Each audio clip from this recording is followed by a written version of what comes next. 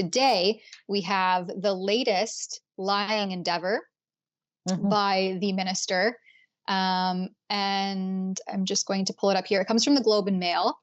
And so Mendicino has lied that there was a transfer, but from Paul Bernardo. And for anybody who isn't aware, Paul Bernardo is like one of the most notorious violent sexual criminals in Canadian history.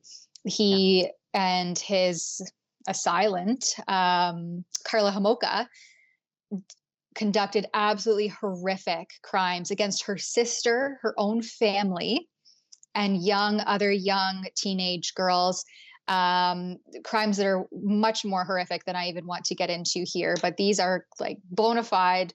Actually, we just discussed this. It's bona fide in British and Canadian pronunciation, not bona fide. It's the American one. But these are bona fide psychopaths, sociopaths, hardened, disgusting criminals with like minds that are unable to be reintegrated into a civil society. Like, to have the mind of one of these individuals is just absolutely horrific to think about.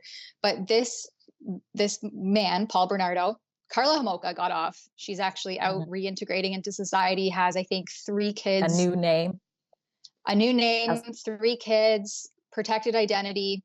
Really gross to even think about that. But Paul Bernardo is still behind bars, but he was recently moved from a maximum security prison into a medium security prison. And it's this huge scandal now because Marco Mendicino is saying that he was never aware of this and Trudeau was never aware. And now that the public backlash has ensued because people are saying, why is this criminal psychopath being transferred down into a medium security prison, putting potential safety risks, right? Mendicino is the public safety minister, and this constitutes a public safety risk.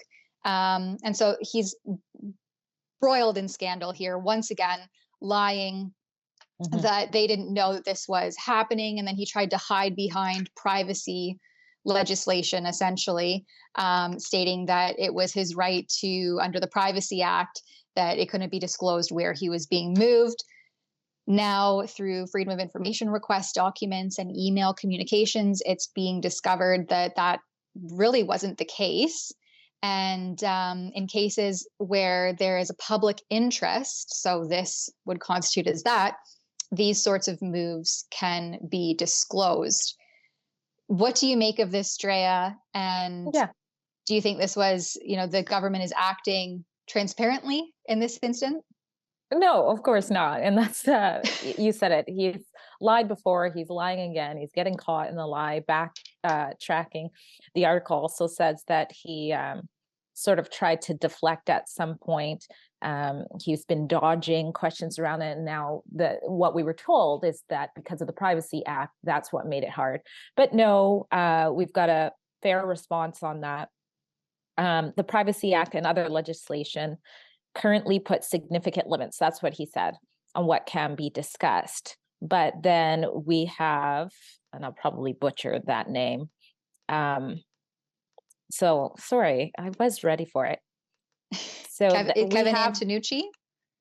Yes, thank you very much. It says the Privacy Act currently allows federal government institutions to disclose personal information in the public interest. And like you said, this is a huge public interest story. How can this happen? How can a torturous murderer, teen girls that we're talking about here, be moved to a medium security prison? And by the way, Trudeau was briefed on this. They knew about this, that it was going to be happening in advance. The public needs to know how this happened, why this happened. And the big issue here is the victim's family. They're being re-victimized by this decision. So obviously they want him back, which isn't happening yet too. So he's being caught in a lie about that. And the excuses he made are not holding up. The next thing that I'm wondering if Bernardo is just going to start identifying as trans, and then he could be transferred into a women's only prison. I mean, this seems like the way that the world is going, the way that the political landscape is going, and the way that these liberal-minded criminal justice system is going. This seems like a logical next step for Bernardo. I don't want to give them any ideas, but my goodness, what kind of upside down, bizarro world are we living in where real public safety threats are being brushed under the rug? Our public safety minister is lying to the public and to Canadians about them, and then they just get away with it scot-free. There's no accountability, there's no transparency. These are things that politicians would resign over in previous years. I don't know what has changed, especially it seems through the COVID hysteria. They can just get away with whatever they want these days and not have to have any sort of public accountability. But this is once again clear instance of lying by a federal minister. And I think he's just going to continue onward and upward. Yeah, you're right. It's scandal after scandal we're seeing, especially from the Liberals, and nothing seems to happen. And I think they know that. And also, when you mentioned, for example, the lies about the trucker convoy, they also know that those lies are amplified. So when they say one thing, many times the media just takes it as gold, runs with it, and that's what the majority of people think. And so maybe that's what they have in their corner, is just knowing that most people will believe what is said if you say it with a straight face, I guess. But it is good that we are seeing more and more, truth come out in these areas. So, and well, in the media, I think, yeah, go ahead, Drea. I was just going to go to the side note here when you mentioned how disturbing the two minds, Karla Homolka and Paul Bernardo, are. It always fascinates me. How can such sick people find each other? That's always the creepiest thing. Like, you can have one person who is like that, but then they actually find another person, marry another person like that. It's so disturbing. The whole story is really gross because it actually seems like, in hindsight, she was the mastermind behind a lot of these crimes, but then she cried victim and basically got a plea deal because she tattled and ratted out Paul Bernardo and certain things that locations of bodies and other crimes and evidence and so forth. But then when that did happen, they discovered all of the tapes, because these people, these two individuals, were so disgusting in their mind that they actually filmed and recorded all of their horrific crimes.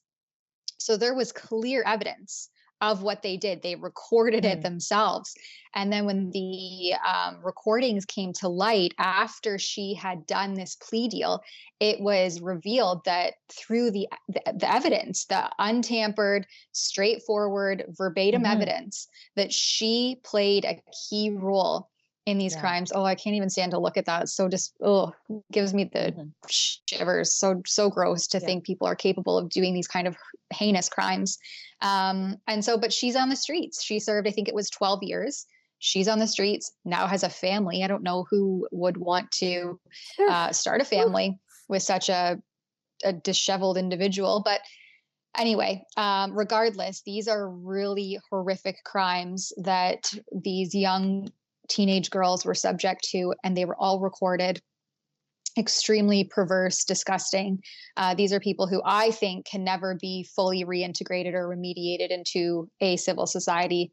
And here we are putting a mastermind like this into a medium security prison and just simply not telling anyone that that's happening. And again, very, very big safety concerns. And our public safety minister is just embroiled in lie after lie after lie. That's a clip from something we call Rebel News Daily. It's our daily live stream hosted by my friend David Menzies, but the show also includes a rotating cast of hosts and special guests, including me.